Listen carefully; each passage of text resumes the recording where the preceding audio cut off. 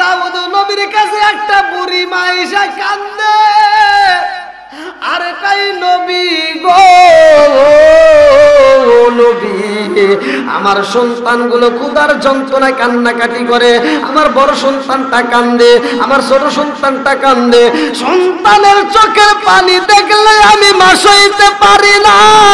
ও নবী গো, ক্ষুধার জ্বালায় আমার সন্তানগুলো কান্নাকাটি করে, আর আমি জনম দুঃখনি মা, আমার সন্তানের জন্য খাবার আনার জন্য যাই, আমার সন্তানের জন্য যখন পাশের বাড়ি খাবার চাই, পাশের বাড়ি খাবার পাই না গো নবী। ও নবী, আমি দূরে যা কাজ করে কর্ম করে সেই খাবার পাইছি, আমি 5 কেজি ময়দা পাইছি গো নবী। এই 5 কেজি ময়দা নিয়া আমি বাড়িতে যাইয়া রুটি বানাইয়া আমার সন্তানগুলোকে আমি আত্মা বইরা খাবো। ও মায়ার নবী গো, এই ময়দা যখন আমি বাড়িতে নিয়ে যাই, যাওয়ার পথে বাতাসে আমার ময়দাটা উড়াইয়া নিছে। বাতাসে ময়দা কি করছে? উড়াইয়া নিছে। বিচার করেন, আচ্ছা বাতাসে যদি উড়াইয়া নেয়, এটার কি বিচার করা যাবে? সম্ভব? দাউদ নবী বলতেছে বাতাসে নিচে যদি কোনো মানুষ ফালাইয়া দিত বা কোনো মানুষ কাইরে নিত তাহলে তার বিচার ছিল, কিন্তু বাতাসে যেহেতু উড়াইয়া নিছে, তাহলে এটার বিচার কি করবো? অর্থাৎ তোমার ময়দা হারাইছে কয় কেজি? বলে আমার ময়দা হারাইছে 5 কেজি। বলে বাইতুল মাল থেকে যাও, এখন আমার এখান থেকে 10 কেজি ময়দা নিয়ে যাও। মহিলা এবার খুশি হয়ে হাসতে হাসতে ময়দা নিয়ে যখন বাড়ির দিকে যায়, সুলাইমান নবী রাস্তার ভিতর থেকে টান দিয়ে ধরছে, মা আমার বাবার দরবারে যখন তুমি প্রবেশ করলা তখন তোমার চোখে দেখলাম পানি, আর এখন তোমার মুখে হাসি, কারণটা কি? এই মহিলাটা কান দেয়ার কয়, বাবা জানো তোমার বাবার দরবারে যখন যাই তখন আমি 5 কেজি ময়দা হারাইয়া তোমার বাবার কাছে বিচার চাই, আর তোমার বাবা আমাকে 10 কেজি ময়দা দিয়ে বিদায় করছে। জোরে কোন সুবহানাল্লাহ। বন্ধুরা রে আমার, এইবার সুলাইমান নবী ডাক দিয়া কয়, মা রে তুমি 5 কেজি ময়দার হারাইয়া 10 কেজি ময়দা পাইছো, এই জন্যই তুমি এত খুশি। ও মা, তোমার 10 কেজি না আরো বেশি পাইবা, তাড়াতাড়ি যাও, এই বিচার তোমার হয় নাই। এইবার তুমি ময়দাটা নিয়ে আমার বাবার কাছে বলবা এই ময়দার প্রয়োজন নাই, আমার যেই 5 কেজি হারাইছি ওই 5 কেজি চাই। আল্লাহু আকবার। দেখেন কেমন বিচারক, কেমন বিচারক, কার কাছে গেছে। আজকে আমরা কেমন বিচার করি। এইবার মহিলাটা যায় বলতেছে, হুজুর কি হয়েছে? না না এদিকে এদিকে না, এদিকে এদিকে না, মানে দাউদ নবী বলতেছে যে তুমি তো কেবল গেলা, আবার আসলা, কারণ কি? বলতে, হুজুর আমার 5 কেজি ময়দা হারাইছি, আপনি 10 কেজি দিয়েছেন, এই 10 কেজি ময়দা আমার দরকার নাই, আমার যে 5 কেজি হারাইছি ওই 5 কেজি দেন। আচ্ছা এই 5 কেজি ময়দা কি পাওয়া সম্ভব? বলেন সম্ভব? বন্ধুরা রে আমার, ভালো করে শুনে নাও। এইবার দাউদ নবী কয়বার রে মা 5 কেজি হারাইছো, 10 কেজি দিয়া তোমারে বিদায় করলাম, তোমারে আবার পাঠাইছে কে? বলে ছোট্ট একটা বাচ্চা, বলে ডাকে দাও। এইবার তাকায় দেখে সুলাইমান নবী। দাউদ নবী ডাকে দিয়া কয়, বাবা সুলাইমান এরকম পাগলামি কেন করো? বলে বাবা কিসের পাগলামি করলাম? বলে তুমি কেন ওই মহিলারে আবার পাঠাইছো? ও বাবা 5 কেজি ময়দা হারাইছে আর আমি 10 কেজি ময়দা দিছি, তুমি তারে কেন পাঠাইলা? এইবার সুলাইমান নবী কয়, আব্বা গো বাবা, আপনি একজন নবী, আপনার বিচারের ভিতর ইনসাফ থাকতে হবে, আপনার বিচারের ভিতর কোনো ভুল রাখা যাবে না, আপনার সঠিক বিচার করতে হবে। দাউদ নবী কয়, সঠিক বিচার করবো, ঠিক আছে, কিন্তু এর ময়দা হারাইছে নিচে বাতাসে, তাই এর আবার সঠিক বিচার কি হবো?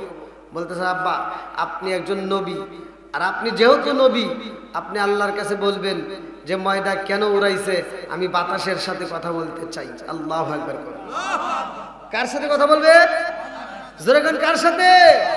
বন্ধুরা রে আমার, বাতাস চলে কার হুকুমে? আরো জোরে। এই পৃথিবীর বুকে রে ভাই, কিতাবের ভিতর উল্লেখ করা হয় ওই বাবাটা মরার আগ মুহূর্তে তার সন্তানদেরকে ডাকে দিয়া কয়, বাবা রে আমার শরীরটা বেশি ভালো যাই না রে বাবা, আমি না জানি কোন সময় মইরা যাই, কারণ আমার জীবনে আমি যত পাপ করেছি আমি বুঝা পালাইছি, আমি হারাম পথে যাই উপার্জন করেছি রে বাবা, আজকে সব কিছু আমি রাইখা যাব, আমার সম্পদ থাকবে রে বাবা, আমার সব কিছু থাকবে, শুধুমাত্র আমি নিজে নিজে চলে যাব, আমার দেহটাকে তোমরা সাদা কাপড় দিয়ে পেঁচাইয়া দিবা, ওই কবরের ভিতর আমার হিসাব হইব, কতক্ষণ ঠিক কিনা? ওই বাবা কাঁদছিল আর বলেছিল, বাবা রে আমি যখন মইরা যাই রে বাবা আমার দেহটাকে তোমরা পুরাইবা, কারণ আমার জীবনে আমি এত পাপ করেছি, এই মুখটা আমি আল্লাহরে দেখাইতে পারবো না, এই মুখটা আমার মালিকরে দেখাইতে পারবো না, ও বাবা জানো নি এই পাপের কারণে আমি আল্লাহর কাছে যাইতে পারবো না, আমি যখন মইরা যাব রে বাবা আমারে মাটি দিও না, আমারে পুরাইয়া আমার ছাইগুলো বাতাসে দিবা উড়াইয়া, কিছু ছাই দিবা বাতাসে উড়াইয়া, কিছু ছাই দিবা নদীতে ভাসাইয়া, কিছু ছাই দিবা জমিনে ছিটাইয়া। ভয় পাইছে, কি পাইছে? যে আমি আল্লাহর সামনে যাইতে পারবো না, আমার ছাইগুলো এমন ভাবে জায়গা জায়গায় উড়াইবা যে আমাকে জানি আল্লাহ খুঁজে না পায়। আল্লাহ পাবে কি পাবে না? জোরে কর বন্ধুরা রে আমার, এই ব্যক্তিরা শুধুমাত্র আমার আল্লাহকে ভয় করার কারণে ওরে পুরাইছে, ছাই বানা উড়াইছে, আবার আমার আল্লাহ যখন একত্রিত করছে, এ কি আমাকে আবার আল্লাহকে তুমি এই কাজ কেন করলা, কেন করছো? তোমার ছাইগুলো তুমি বাতাসে উড়াইতে বলছো, জমিনে ফালাইতে বলছো, পানিতে ছিটাইতে বলছো, কারণ কি? বলে আল্লাহ আমি যে কেন বলছি, আমি যদি জানতাম যে আমাকে আবার তুমি এরকম ভাবে গোছাই আবার হাজির করাইবে, এটা যদি আমি বুঝতাম তাহলে আমি এই কাজ করতাম না। আল্লাহ আমি এত পাপ করেছি, আমি এই পাপের কারণে আমি চাইছি যে আমি তোমার সামনে আসবো না, এই মুখটা আমি তোমাকে দেখাইতে পারবো না, যার কারণে আমি বলছিলাম আমারে পোড়াইয়া ছাইগুলো বাতাসে উড়াইয়া দিবা। আল্লাহ আগে যদি জানতাম তাহলে আমি এই কাজ করতাম না। আল্লাহ কয় তুই আমাকে এত ভয় পাইছোস আর এত ভালোবাসছোস, যা আমি আল্লাহ তোরে মাফ করে দিলাম। সুবহানাল্লাহ। আল্লাহ মাফ করতে পারে কি পারে না? আজকে আমরা এই পবিত্র ওরস মুবারক, আজকে এই সুন্নি মহাসম্মেলনে হাজির হয়েছি এই গভীর রাত্রে। এই রাত্রে তো আমরা আরামে ঘুমাইতে পারতাম, কিন্তু আমরা এখানে শরীক হয়েছি, এই জন্য আল্লাহ তাআলা আমাদের জীবনের গুনাহ মাফ করতে পারে কি পারে না? একসাথে বলেন পারেন কি পারে না? বন্ধুরা রে আমার ভালো করে শুনে নাও, এইবারে সুলাইমান নবী কয় আব্বা গো বাবা, আপনি আল্লাহর কাছে বলেন বাতাসের সাথে কথা বলতে হইব। দাউদ নবী এবার সিজদায় পড়ে কান্দে আর কয় আল্লাহ আমি বাতাসের সাথে কথা বলতে চাই, কেন ময়দা উড়াইছে? এবার বাতাস হাজির। আল্লাহু আকবার। দাউদ নবী কয় তুমি এই ময়দা কেন উড়াইছো? বাতাস বলতেছে হুজুর আমি কি উড়াইছি রেখে, আমি যার হুকুমে চলি তার হুকুমেই তো আমি উড়াইছি। বলে কার হুকুমে? বলে আল্লাহর হুকুমে। বলে এই ময়দা কোথায় দিছো? বলে নদীর ভিতর দিয়ে একটা জাহাজ আসতেছে, যেই জাহাজের ভিতর অনেক মাল, আর ওই জাহাজের নাবিকেরা জাহাজের মালিক সহ ওইখানে কান্নাকাটি করে, জাহাজটা নিচে ফুটা হয়েছে, যেই তলদেশ দিয়ে পানি উঠতেছে, যার কারণে জাহাজের মালিক বলছে আমরা যদি আজকে এই বিপদ থেকে বাঁচি, পুরা মাল আমরা দাউদ নবীর কাছে, আমরা দাউদ নবীর বাইতুল মালে দান করে দেবো। সুবহানাল্লাহ। এই জন্য আমি ময়দাটাকে নিয়ে ওইখানে উড়াইয়া লাগা দিছি। জোরে কোন সুবহানাল্লাহ। বন্ধুরা রে আমার লম্বা একটা বিচার নিয়ে আলোচনাটা করতেছি, ভালো করে শুনে। এই বিচারের ঘটনা শোনার পরে আমার আপনার ভালো লাগবে। এ আমার মুরব্বী বাবারা, সোনার যুবকের দলেরা রে, এই নবীটা আবার কেমন নবী? সুলাইমান নবীটা আবার কেমন নবী ছিল? কিতাবের ভিতর উল্লেখ করা হয় সুলাইমান নবীর যখন বিয়ের উপযুক্ত সময় হয়, কিতাবের ভিতর উল্লেখ করা হয় সুলাইমান নবী এইবার সৈন্যদেরকে ডাক দিয়া কয় ও সৈন্যরা, রাজ দরবারে সুলাইমান নবী বলতেছে আমি বিয়ে করব, আমি এমন একটা মেয়ে চাই যে মেয়ের ভিতর 4টা গুণ থাকবে। কয়টা গুণ? একসাথে বলেন কয়টা? 4টা। আজকে আমরা কি সেই গুণ দেখি? আজকে এই গুণ দেখে না, যার কারণে সমাজের ভিতর অশান্তি। আজকে এই গুণগুলো আমরা নির্বাচন করি না। এবি একটা যে কয় আইরে তার পিছনে যাই রে, এবি এক মেয়েকে বিয়ে করায় কি একটা সমাজের ভিতর অশান্তি, শ্বশুর শাশুড়ি খেদমত নাই, স্বামীর খেদমত নাই, সংসারের ভিতর অশান্তি, নামাজ নাই, রোজা নাই, জিকির নাই, কথা কোন ঠিক কিনা? ঘরে ঘরে অশান্তি আছে না নাই? আজকে আমি এমন একটা দোয়া দেব, এমন একটা আমল দেব, আল্লাহ বলছে ওয়াইদা কুরিয়াল কুরআনু ফাসতামিউ লাহু ওয়া আনসিতু লাআল্লাকুম তুরহামুন। যাদের ঘরের ভিতর অশান্তি আছে, যাদের ঘরের ভিতর শান্তি নাই, আজকে এই আমলটা আপনারা ঘরের ভিতর আগামীকাল ফজরের নামাজের পর থেকে চালু করবেন। আমি বলে দিচ্ছি মাত্র 41 দিন করবেন, খোদার কসম ওই ঘরের ভিতর কোনো অশান্তি থাকবে না। আল্লাহ শান্তি রহমত বরকত দিয়ে ভরপুর করে দিবে।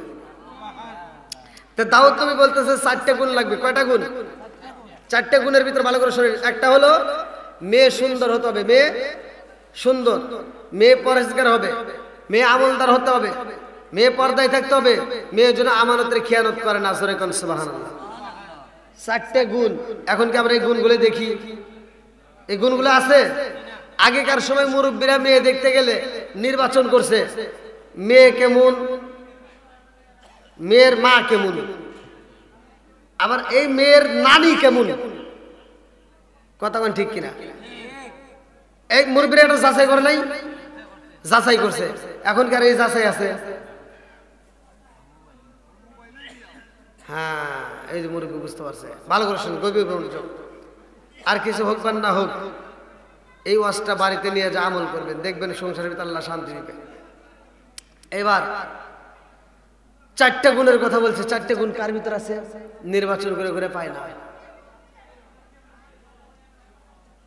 তো সৈন্যরা নদীর পাশ দিয়ে রাস্তা আছে, কিনার দিয়ে যাচ্ছে, একজন আরেকজনের কাছে কয় যে দাউদ নবী আমাদের বাদশা বিয়ে করবে, কি সুলাইমান নবী, বাদশার বেটা বাদশা, নবীর বেটা নবী বিয়ে করবে, এমন একটা মেয়ে চাই যে মেয়ের ভিতর 4টে গুণ থাকতে হবে। জোরে কোন সুবহানাল্লাহ। বন্ধুরা রে আমার, এই ঘটনা নদীর ভিতর থেকে জেলে শুই না পালাইছে। জেলে শোনার পরে বাড়িতে যাইয়া বিবিরে ডাকে দিয়া কই, বিবি রে ও বিবি, খবর পাইছো নি? বলে কি খবর?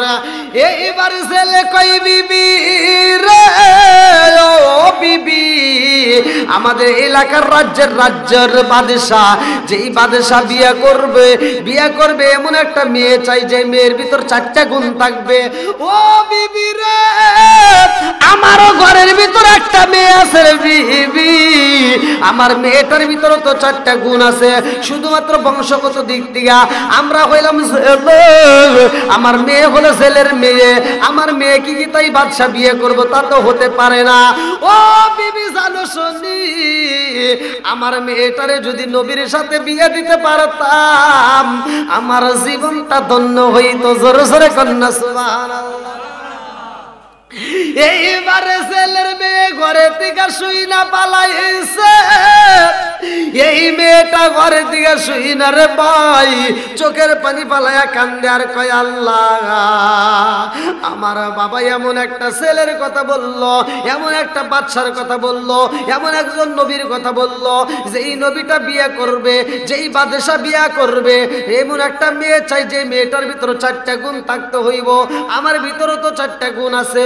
ও মালিক রে, ওই সুলাইমান নবীর বউ না বানাইয়া আমারে কবরে নিও না। এই মেয়েটা সুন্দর একটা চিঠি লেখে সুলাইমান নবীর কাছে, নবী ও বাদশাহ, আপনি বিয়া করবেন এমন একজন মেয়ে চান যেই মেয়েটার ভিতর 4টে গুণ থাকতে হবে। এই 4টে গুণ তো আমার ভিতর আছে, আমি শুধু জেলের মেয়ে, আমারে বিয়ে করবেন নি। সুন্দর করে চিঠি লিখে পাঠা দিছে। চিঠি যাইতে যাইতে যখন সুলাইমান নবীর কাছে পৌঁছাইছে, সুলাইমান নবী চিঠিটা খুলতেছে, এমন সময় এক নেতা ডাক দিয়ে কয়, নেতা ডাক দিয়ে বলতে, হুজুর আপনি একজন বাদশাহ হইয়া একটা জেলের মেয়ে চিঠি খুলতেছেন, এটা কি ঠিক? কয় তাই নাকি? এইবার চিঠিটা সিরিয়া ফালা দিছে, পরে নাই। এই খবর যখন মেয়েটার কানে গেছে, মেয়েটা আল্লাহর কাছে 2টা হাত তুলে কান্দে আর কয়, আল্লাহ আমি হলাম জেলের মেয়ে, যার কারণে সুলাইমান নবী আমার চিঠিটা পড়ে নাই।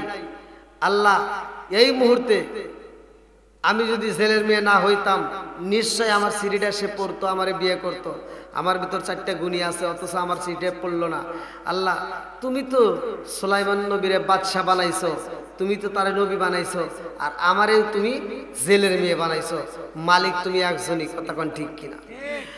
কুলিল্লাহুম্মা মালিকাল মুলকি তুতিল মুলকা মান তাশাউ ওয়া তানজিউল মুলকা মিম্মান তাশাউ ওয়া তুইজ্জু মান তাশাউ ওয়া তুযিল্লু মান তাশাউ বিয়াদিকাল খায়র ইন্নাকা আলা কুল্লি শাইইন কাদির।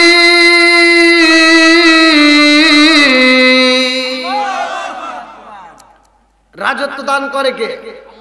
আবার রাজত্ব ছিনে নেয় কে? সম্মান দেওয়ার মালিক আল্লাহ, আবার ইজ্জত দেওয়ার মালিক আল্লাহ। বন্ধুরা রে আমার, এইবার সুলাইমান নবী যখন সিডি বানাইছে, মেয়েটা কান্দে আর কয় আল্লাহ গো, সুলাইমান নবীরে তুমি বাদশা বানাইছো, নবী বানাইছো, আর আমারে তুমি জেলের মেয়ে বানাইছো, যার কারণে আজকে আমার সিরিয়া সিরা বানাইছে। মালিকের আজকে যদি সুলাইমান নবী বাদশা না হইতো, নবী না হইতো, তাইলে আমার চিঠি ছিঁড়তে পারতো না। ও মালিকের আজকে যদি সে গরিব হইতো, তাইলে আমার চিঠি ছিঁড়তে পারতো না। ও মালিকের আমি তোমার কাছে দরখাস্ত জানাইলাম, সুলাইমান নবীর বউ না বানাইয়া আমারে কবরের ডাকে দিও না। আল্লাহু আকবার। আল্লাহর নীলা খেলা বোঝা যায় না রে আমার দেওয়া তলিবাসীরা, আল্লাহর নীলা খেলা বোঝা যায় না। ভালো করে শুই না নাও। এইবার একবার একটা দুষ্ট জিনে হাজির হইয়া যায় সুলাইমান নবীর রাজত্ব নেওয়ার জন্য। মানুষ মারা গেলে দুইজনের হিসাব হবে, একটা হলো জিন আর একটা হলো ইনসান। ওমা খালাকাতুল জিন্না ওয়াল ইনসা ইল্লা লিয়াবুদুন। মানুষ এবং জিন জাতির হিসাব হবে, অন্য কারো হিসাব নাই। ওয়াজ কিন্তু গভীর মনোযোগ সহকারে। একটা দুষ্ট জিন হাজির হয়েছে সুলাইমান নবীর রাজত্ব নেওয়ার জন্য। সুলাইমান নবীর হাতে ছিল একটা আংটি। এই আংটির কি পাওয়ার ছিল, কি মুজিজা ছিল। এবার সুলাইমান নবীর পিছনে লেগে গেছে। আল্লাহ জিবরাইলকে কয় সুলাইমান নবীরে বলে দাও, তার পিছনে কিন্তু আন্দোলন শুরু হয়ে গেছে। সুলাইমান নবী সব রাজদরবারের লোকজনকে ডাক দিয়ে কয় আমার পিছনে আন্দোলন শুরু হয়েছে, তোমরা সাবধানে থেকো। বলে আচ্ছা ঠিক আছে। এবার সুলাইমান নবী কোনো একটা সফরে যায় গোসল করবে, হাতের আংটিটা খুলে দেহরক্ষীর হাতে দিয়া তিনি যখন গোসলখানায় যায়, এর ভিতর দুষ্ট জিন মানুষের রূপ ধরে সুলাইমান নবীর রূপ ধরে এইবার দেহরক্ষীর সামনে দাঁড়ায় বলতেছে আংটি দাও। আংটি যখন দিছে, দুষ্ট জিন হাতে আংটি নিয়ে রাজ দরবারে যায় সিংহাসনে বসে গেছে। সিংহাসনে যখন বসছে, এবার সুলাইমান নবী গোসলখানা থেকে আসতেছে, আর ও সিংহাসনে বসে সবাইকে ডাক দিয়ে বলতেছে দেখো আমার উপর হামতাম চলতেছে, যদি কোনো ব্যক্তি আইসা বাদশা দাবি করে, নবী দাবি করে, তাইলে তোমরা তাকে পিটাইয়া রাজ দরবার থেকে বের করে দিবা। বলে আচ্ছা ঠিক আছে। দুষ্ট জিন কিন্তু ঘটনা বলতেছে, ভালো করে শুনেন। সুলাইমান নবীর চেয়ারে বসে আসল সুলাইমান নবী যখন গোসল করে এসে দেহরক্ষীরে বলতেছে আংটি দাও। দেহরক্ষীকে কি আংটি চাইতেছ, তার মানে কি তুমি কে? বাদশা তো চেয়ারে বসে রয়েছে। যা দেখে দুষ্ট জিন সিংহাসনে বসে রয়েছে। বসাইছে কে? জোরে কন্যাকে কে? বন্ধুরা রে আমার, এইবার সুলাইমান নবী কানলে আর কই দুষ্ট জিন তুমি কেন এখানে বসলা? দুষ্ট জিন সবাইকে ডাক দিয়ে বলতে, যাই তোমার কি কইছিলাম? আমি বলছিলাম না যে একজন এসে বাদশা দাবি করে ওই যাইছে, ধর মার। এবার সুলাইমান নবীর মাইরে পিটাইয়া রাস্তায় দিছে ফালাইয়া। সুলাইমান নবী যার কাছেই বলে সেটি তারা আঘাত করে। এবার কারো কাছে বলতে পারে না। যখন তারে মাইরা যখন রাস্তায় ফালা দিছে, ওই রাস্তা দিয়ে জেলে হাইটা বাড়ির যাচ্ছে।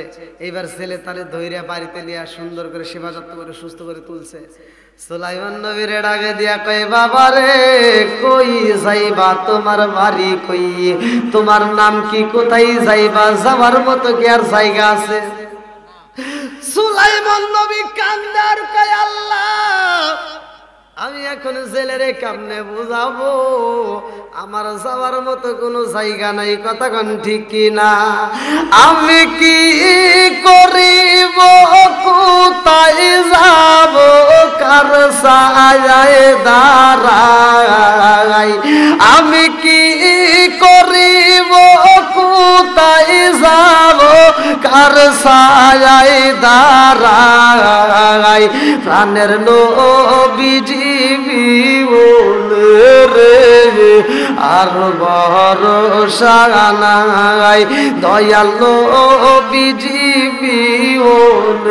রে আর ভরসা নাই আমি কি করিব কোথায় যাব কার ছায়ায় দাঁড়াই আমি কি করিব কোথায় যাব কার ছায়ায় দাঁড়াই দয়াল নবীজি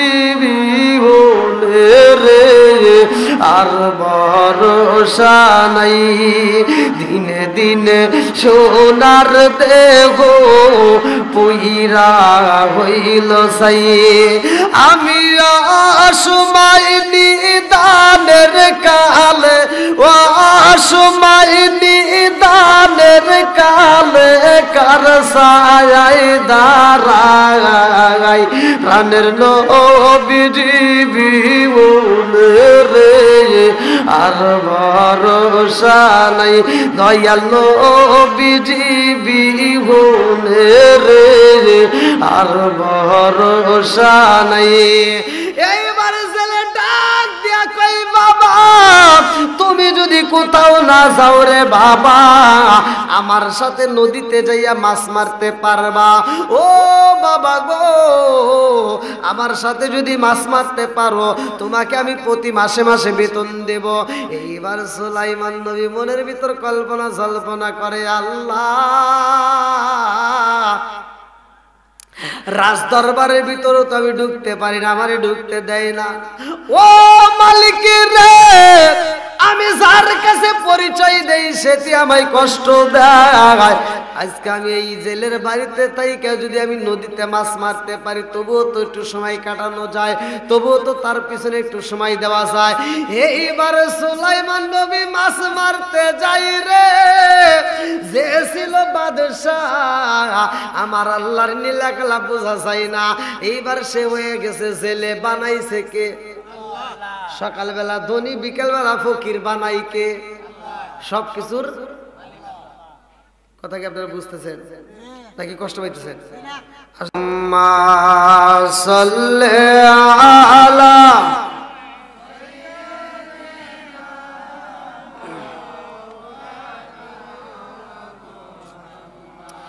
ওয়া আলা আলি সাইয়্যিদিনা মাওলানা আরে বুঝলি না রে কপাল পুরা দয়াল নবীর শান খাই খাই বুঝলি না রে কপাল পুরা দয়াল নবীর শান ওই নবীজির প্রেমে পাগল ওই নবীজির প্রেমে পাগল তামাম জাগা শান খাই খাই বুঝলি না রে কপাল পুরা দয়াল নবীর শান ওই নবীজির প্রেমে পাগল ওই নবীজির প্রেমে পাগল তামাম জাগান বুঝলি না রে কপাল পুরা দয়াল নবীর শান খাই খাই বুঝলি না রে কপাল পুরা দয়াল নবীর শান লা ইলাহা জবান খুলে লা ইলাহা মাশাআল্লাহ লা ইলাহা ভালো লাগে লা ইলাহা লা ইলাহা ইল্লাল্লাহু বলো রে আমার মন, লা ইলাহা ইল্লাল্লাহু বলো রে পাগল মন, লা ইলাহা আরো জোরে লা ইলাহা ভালো লাগে লা ইলাহা মাশাআল্লাহ লা ইলাহা মুহাব্বত লা ইলাহা আল্লাহুম্মা সাল্লি আলা মুহাম্মাদ ওয়া আলা আলি সাইয়্যিদিনা মুহাম্মাদ ওয়া আলা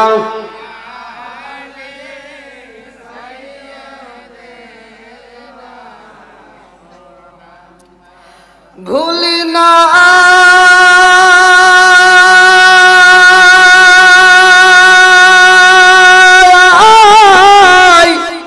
ভুলি নাই নবী তোমার,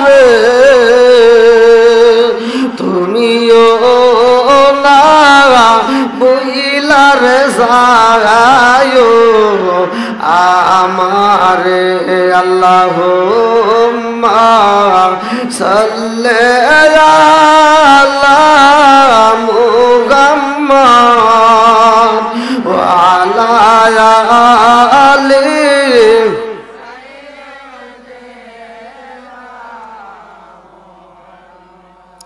কোথায় রইলা দয়াল নবী লুকায়া,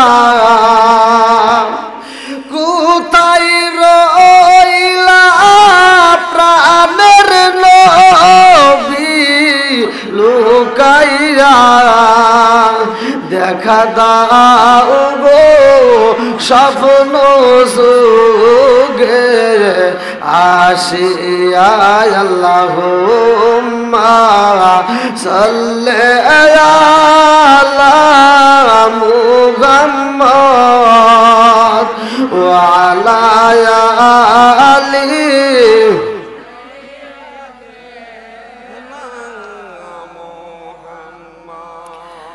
লা ইলাহা লা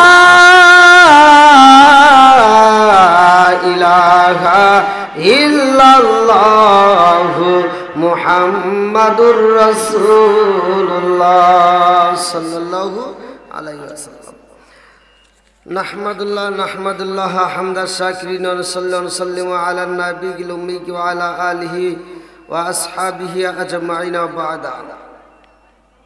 আম্মা বাদ, সকল প্রশংসা মহান আল্লাহ তাআলার, যিনি আমাকে আপনাকে ভালোবেসে মায়া করে দয়া করে এত সুন্দর একটা পরিবেশে জান্নাতের বাগানে দুনিয়ার সমস্ত ফিতনা ফিসাদ হইতে বিরত রাখিয়া আমাদেরকে একত্রিত করলেন, মাহফিলে বসার জন্য সুযোগ দিলেন। এজন্য প্রাণ খুলিয়া শুকরিয়া আদায় করি। সবাই বলুন আলহামদুলিল্লাহ। শত কোটি দরুদ ও সালাম বর্ষিত হোক আমার আপনার নবী, দয়াল নবী, মায়ের নবী, বিশ্বের মানবতা মুক্তির দিশারি আকায়ে নামজার তালিদার মদিনা আহমদ মুস্তাফা মুহাম্মদ মুস্তাফা, সকলেই বলুন সাল্লাল্লাহু আলাইহি ওয়াসাল্লাম। ঐতিহ্যবাহী দেওয়াতলির ওলিয়া কামেল ও মুর্শিদে মোকাম্মেল মীর দরস আলী দরবেশ রহমাতুল্লাহ আলাইহি এর ৪৫তম পবিত্র ওরস মোবারক ও সুন্নি মহাসম্মেলন, স্থান দেওয়াতলি মাজার প্রাঙ্গণ, তারিখ ১৭ই ফেব্রুয়ারি রোজ ২০২৫ রোজ সোমবার। আজ এত সুন্দর একটা পবিত্র ওরস মোবারক ও সুন্নি মহাসম্মেলনের সম্মানিত সভাপতি আওলাদে রাসূল সাল্লাল্লাহু আলাইহি ওয়াসাল্লাম রাহনুমায়ে শরীয়ত ও তরিকত ইরজেদা শাহ সুফি হযরত মাওলানা আলহাজ সৈয়দ ফজলে ইয়াস আল হুসাইনি ফয়েজ চিশতি সাহেব মাদ্দা জিলহুল আলিয়া পীর সাহেব খানদুরা দরবার শরীফ, আল্লাহ তাআলা তার হায়াতে বরকত দিক, সবাই যেন আমিন। সহ সভাপতি হাজী মোহাম্মদ শফিকুল ইসলাম সাহেব, চানমিয়া সাহেব, হযরত মাওলানা লুৎফর রহমান সাহেব, মোহাম্মদ ইকবাল আলী মীর সাহেব এবং আমার পূর্বে যেনারা আলোচনা করলেন অত্যন্ত সুললিত কণ্ঠে মুফতি সৈয়দ মঈনুদ্দিন নুরী সাহেব, বিশেষ বক্তাগণ, আমন্ত্রিত ওলামা ইকরামগণ, অনেক কমিটিবৃন্দ, সদস্যবৃন্দ, এলাকাবাসী, বিশেষ করে আমার ডানে ভাবে সম্মানিত ব্যক্তিরা, আমার সামনে বসা মুরব্বী বাবারা, যুবকের দলেরা, কচিকাছারা, পর্দানিশী, অবলা সবলা মা ও বোনেরা, সবার প্রতি আমার সালাম রইল। আসসালামু আলাইকুম ওয়া রাহমাতুল্লাহি ওয়া বারাকাতুহু। আপনারা কেমন আছেন? আমি একজন মুসাফির, অনেক দূরে থেকে জার্নি করে আসছি, আবার এখান থেকে আরো অনেক দূরে চলে যাব। এক একটা দিন এক একটা জেলায় প্রোগ্রাম নিয়ে আপনাদের দোয়ায় আল্লাহ তাআলার অশেষ রহমতে বাংলাদেশ সহ বাহিরে সফর করি। আজ দেওয়াতলির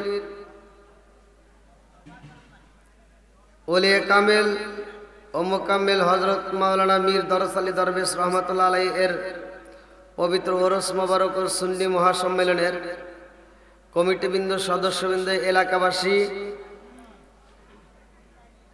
যারা যেখানে আছে বাইরে না থেকে আদবের সাথে আমরা মাহফিলে একটু সময় দিই। হতে পারে এই মাহফিলটা আমার আপনার জন্য জীবনের শেষ মাহফিল, কথা কোন ঠিক কিনা? জীবনে আমরা অনেক ওয়াজ শুনেছি, অনেক আলোচনা শুনেছি, অনেক হুজুরের কথা আমরা মেনেছি। আজকে আমি একটা আপনাদের মাঝে নতুন এবং মুসাফির, আমি যতটুকু কথা বলবো আপনারা খুবই গভীর মনোযোগ সহকারে শুনতে হবে। আসলে আমি একজন অন্য টাইপের বক্তা, কারণ আমি আধুনিকতা নিয়ে, নতুনত্ব নিয়ে আমি কথা বলি। তা আপনাদের দোয়ায় সুন্নি জনতার যতগুলো বক্তা আছে প্রত্যেকটা বক্তাদের সাথে প্রোগ্রাম করেছি, বা এখনো আরো প্রোগ্রাম আছে। তা আমি চাই আজকের এই সুন্নি মহাসম্মেলনের ভালোবাসা নিয়ে আদবের সাথে আমরা সকলে বসে যাই। আল্লাহ কবুল করুক, সবাইকে আমিন। এখন আমি যে বক্তা, আমি এটা আধুনিকতা নিয়ে, নতুনত্ব নিয়ে কথা বলি। যেই কথাগুলো হলো সমাজের ভিতর যেটা অন্যায় সেটা তুলে ধরতে হবে, এটা অন্যায়, এটা করতে দেওয়া যাবে না, কথা কোন ঠিক কিনা? তাতে যদি বলি তাতে কি আপনাদের কষ্ট হবে?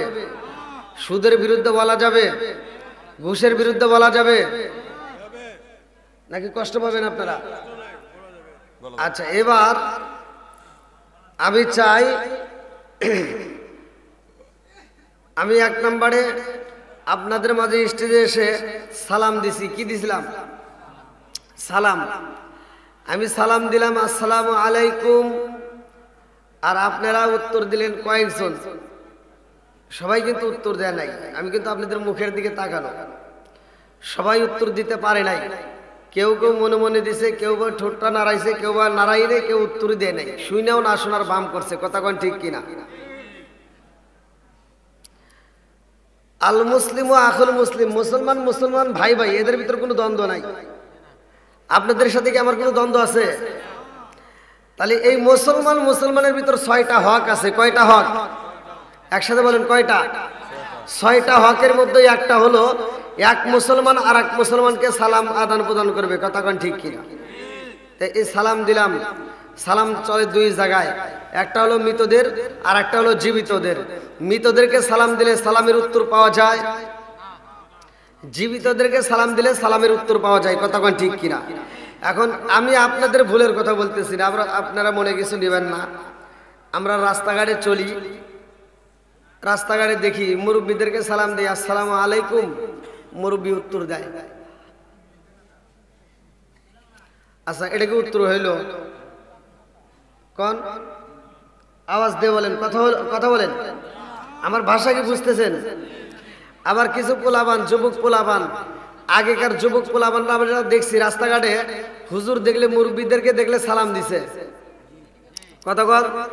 আর এখনকার যুবক পোলাবান মোবাইল একটা পাইছে আর কানের ভিতর কি একটা ঢুকায় রাস্তায় দাঁড়া থেকে প্রসাব করার এই বাবা। আচ্ছা, কি করে? আছে না নাই? কথা বলতে হবে, আছে না নাই? আবার কিছু হুজুর আছে যারা রাস্তায় বের হয় মনে করে সালাম পামু দিমু না, কথা বল, আছে না নাই? সমাজের ভিতরে আমার কথা হলো, যেটা ওটা অন্যায় এটা করতে দেওয়া যাবে না, কতক্ষণ ঠিক কিনা? সালাম নিয়ে ঠাট্টা করতে দেওয়া যাবে না, কতক্ষণ ঠিক কিনা? এই যারা সালাম নিয়ে ঠাট্টা করে, আমার আল্লাহ ইচ্ছা করলে মৃতদের মতো আর জবান বন্ধ করতে পারে কি পারে না? এ ক্ষমতা আল্লাহর আছে না নাই? আর একটু জোরে বলেন, আছে না নাই? আরে সালাম কালাম নাই রে দেশে দেখলে কয় হাউ আর ইউ, বাংলায় কয় না ভালোবাসি, ইংলিশে কয় আই লাভ ইউ। দেশটা আজি ধ্বংস হলো টিভি সিনেমায়, দেশটা আজি ধ্বংস হলো টিভি সিনেমায়, দেওয়া তলি ধ্বংস হলো টিভি সিনেমায়, শায়েস্তাগঞ্জ ধ্বংস হলো টিভি সিনেমায়, চুনারুঘাটের ধ্বংস হলো টিভি সিনেমায়, হবিগঞ্জ ধ্বংস হলো টিভি সিনেমায়। মহিলারা বেটার বউকে ওয়েলকাম জানায়, জোরে জোরে কোন কথা ঠিক কিনা? আছে না নাই? আগেকার মুরব্বীরা কিন্তু টিভি দেখে নাই, এখনকার মুরব্বীরা চাষটালে বসে টিভি দেখে, আছে না নাই? কথা বলবেন। আমি বলছি সমাজের ভিতরে যেটা অন্যায় সেটা তুলে ধরতে হবে, তাতে কার ভালো লাগবে কার খারাপ লাগবে দেখার টাইম নাই, কথা কোন ঠিক কিনা? আগেকার মুরব্বীরা পর্যন্ত টিভি দেখে নাই, মহিলারা মুরব্বী দেখে নাই, পুরুষ মুরব্বী দেখে নাই। আর এখনকার মুরব্বীরা চাষটালে যা, মুখের ভিতর দিয়ে মশা মাছি ঘুরে আসে, টেরি পায় না, কথা কন না গিয়া। আগেকার আমরা ছোটবেলায় দেখছি, যেটা বাস্তব, যেটা দেখছি সেটা তো আর মিথ্যা নয়। এই মুরব্বীদেরকে জিজ্ঞান, আমরা ছোটবেলায় দেখছি প্রতিটা ঘরে ঘরে ফজরের নামাজের পরে মুরব্বীরা কোরআন তেলাওয়াত করছে। আর এখনকার মুরব্বীরা কোরআন তেলাওয়াত নাই, মহিলারাও নাই, পুরুষেরাও নাই। যারা দুই একজন নামাজ কালাম পরে ফজরের নামাজটা পড়ে মাথার টুপি মাথায় রেখে দৌড় দিয়ে চাষটালে যা বৈশা 5 টাকা দামের একটা তিতেসা হাতে রেখে কি লাগাইছোস, এটা জাকা না কা দিন, কথা কন না কেন? আরে নুন আনতে চার পান্তা ফুরাই তাদের ঘরে টিভি, কাজ কাম নাহি করে চালাই হিন্দি ছবি। আমার মগা বাংলা বোঝে না, হিন্দি দেখে, আছে না নাই? এরকম বাঙালি আছে না নাই? আরে নুন আনতে চার পান্তা ফুরাই তাদের ঘরে টিভি, কাজ কাম নাহি করে চালাই হিন্দি ছবি, কত রঙের কত ছবি হে তারে দেখায়, কত রঙের কত ছবি হে তারে দেখায়। মুরব্বীরা চাষটালে যায়া আরে আরে চায়, জোরে জোরে কোন কথা ঠিক কিনা? আবার রাগ করতেছেন নাকি আপনারা? বলা যাবে তো একটু? আচ্ছা, এবার এই পিছনের ভাইরে একটু কষ্ট করে একটু সামনের দিকে আসেন। আমার কথা হলো, নবীর প্রেম যার ভিতর আছে, কোরআনের মোহাব্বত যার ভিতর আছে, ওলি আল্লাহর মোহাব্বত যার ভিতর আছে, তারা বাইরে থাকবে না, পাগলের মতো ছুটে আসবে, কতক্ষণ ঠিক কিনা? একসাথে আমরা নবীকে একটু খুশি করি গভীর রাত্রে। ও নবীর প্রেমিকেরা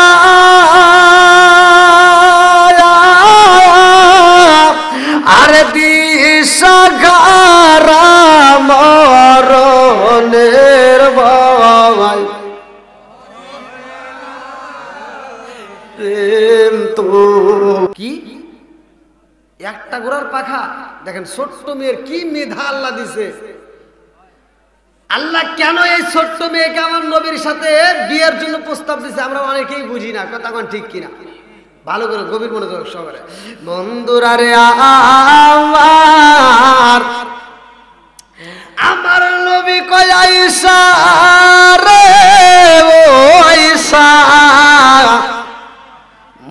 মদিনা কত জায়গায় কত ঘোড়া দেখলাম, কোন ঘোড়ার তো পাকা হয় না। ছোট্ট মেয়ে আয়েশা ডাক দিয়া কয়, ইয়া রাসূলুল্লাহ, নবী গো, একটা ঘোড়ার পাখা আছে, আপনি নবীকে জানেন না? আমার নবী কয়, কোন ঘোড়ার?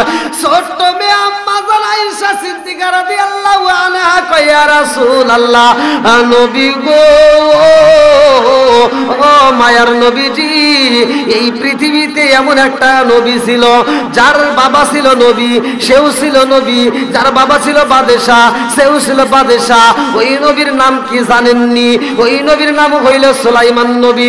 ওই নবীর আমার আল্লাহ একটা ঘোড়া দিছিল, যেই ঘোড়ার পাখা ছিল, জোরে জোরে কন্যা সুবহানাল্লাহ। আমার নবী ছোট্ট মেয়ে আম্মা জান আয়েশা সিদ্দিকা রাদিয়াল্লাহু আনহার কথা শুনে আমার নবী আকাশের দিকে তাকায় বলতেছে, আল্লাহ, আমি বুঝতে পারছি কেন তুমি এই ছোট্ট মেয়ে আম্মা জান আয়েশা সিদ্দিকা রাদিয়াল্লাহু আনহাকে আমি নবীর জন্য সিলেক্ট করলাম। জোরে কোন সুবহানাল্লাহ।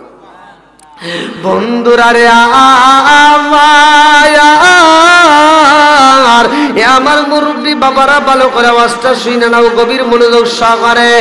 এমন একজন নবী রে ভাই, যেই নবীর কথাই আমার আল্লাহ কোরআনুল কারীমের ভিতরে বলেছে। আমরা তো সবাই বিসমিল্লাহ পড়ি, এই বিসমিল্লাহ কিন্তু এক একটা ভাবে নাজিল হয়েছে দুনিয়ার বুকে। এই বিসমিল্লাহটা এক এক ভাবে দুনিয়াতে নাজিল হয়েছে। সর্বপ্রথমে বিসমিল্লাহ টুকরা টুকরা করে নাজিল হয়, আর একমাত্র সুলাইমান নবীর কাছে আমার আল্লাহ পুরা বিসমিল্লাহটা নাজিল করছে। এই জন্য আল্লাহ কোরআনুল কারীমের ভিতরে বলছে, ইন্নাহু সুলাইমান ওয়া ইন্নাহু বিসমিল্লাহির রাহমানির রাহিম।